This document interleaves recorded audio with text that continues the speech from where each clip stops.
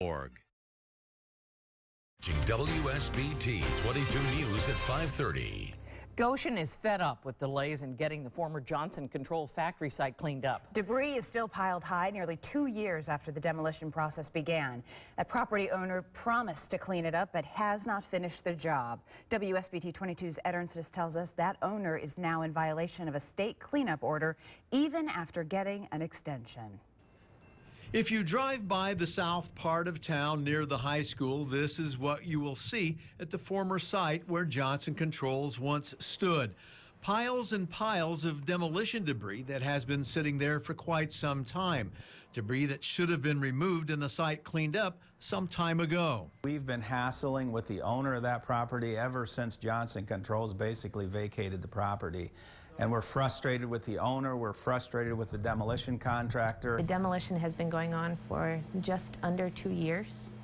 It's been a substantial mess for the entirety of that time. The neighborhood's concerned. There's still contamination that exists at the property.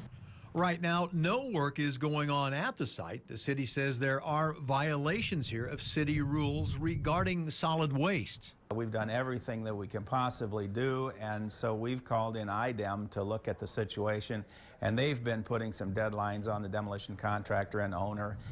In fact, in late December, IDEM gave property owners until mid-February to have the site cleaned up, a deadline that is now passed. The mayor says the bottom line is to get this property back in use, but as part of that, to make sure whatever the use, that it is a good fit, something that neighbors around here would be comfortable with. It's next to a residential neighborhood. We care about what goes back in there.